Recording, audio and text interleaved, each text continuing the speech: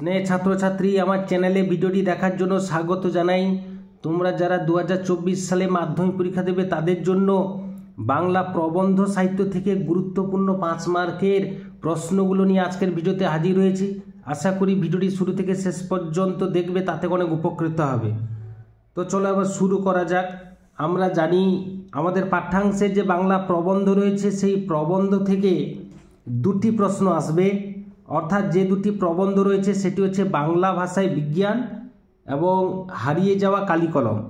এই দুটো প্রবন্ধ থেকে দুটো প্রশ্ন আসে পরীক্ষায়, আমাদের একটি প্রশ্নের উত্তর করতে হয়। প্রশ্নের মান হচ্ছে 5। তাহলে এই 5 মার্কের প্রশ্নগুলো কি কি হতে পারে বাংলা ভাষায় বিজ্ঞান থেকে গুরুত্বপূর্ণ যে প্রশ্নগুলো সেগুলো হচ্ছে, একের দাগে বাংলা ভাষায় বিজ্ঞান চর্চায় এখনও নানা রকম বাধা আছে। বাধা বা অসুবিধাগুলো কি কি, এই বাধা দূর করতে লেখক কি কি পরামর্শ দিয়েছেন। এই প্রশ্নটি টেস্ট পেপারে অনেকগুলো পৃষ্ঠায় এসেছে, তাই এই প্রশ্নটি সবচেয়ে গুরুত্বপূর্ণ এটা বলাই যায়। পরবর্তী প্রশ্ন 2-এর দাগে আলংকারিকগণ শব্দের ত্রিবিধ কথা বলেছেন। শব্দের ত্রিবিধ কথা কি কি, এই ত্রিবিধ কথার অর্থাৎ 3 ধারা সম্পর্কে আলোচনা করো। এরপরে পরবর্তী প্রশ্ন 3-এর দাগে এই প্রশ্নটিও টেস্ট পেপারে বারবার এসেছে। এই দোষ থেকে মুক্ত না হলে বাংলা বৈজ্ঞানিক সাহিত্য সুপ্রতিষ্ঠিত হবে না। কোন দোষ, বৈজ্ঞানিক সাহিত্য কিভাবে সুপ্রতিষ্ঠিত হবে? পরবর্তী প্রশ্ন 4-এর দাগে প্রবন্ধে পরিভাষা রচনা প্রসঙ্গে লেখক যে বক্তব্য প্রকাশ করেছেন তা আলোচনা করো। 5-এর দাগে প্রশ্ন, এতে রচনা উৎকট হয়, কি কারণে রচনা উৎকট হয়, এর প্রতিকার কি? এটাকে ঘুরিয়ে প্রশ্ন আসতে পারে, এরকম বর্ণনা বাংলা ভাষায় প্রকৃতি বিরুদ্ধ। কোন জাতীয় বর্ণনার কথা এখানে বলা হয়েছে তা বাংলা ভাষায় প্রকৃতি বিরুদ্ধ কেন? এই ছিল বাংলা ভাষায় বিজ্ঞান থেকে গুরুত্বপূর্ণ 5টি প্রশ্ন।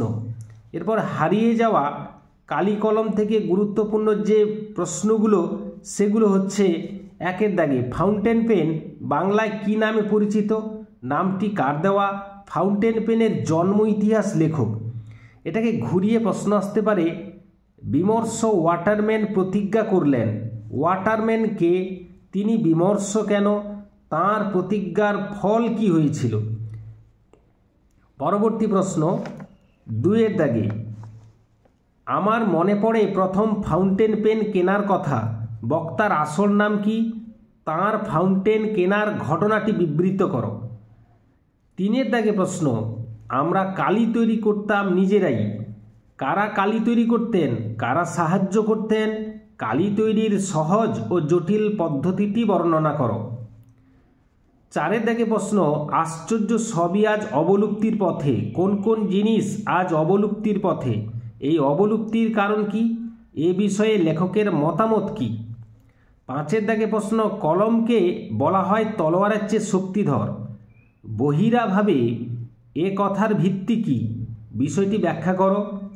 এমন মন্তব্যের কারণ কি?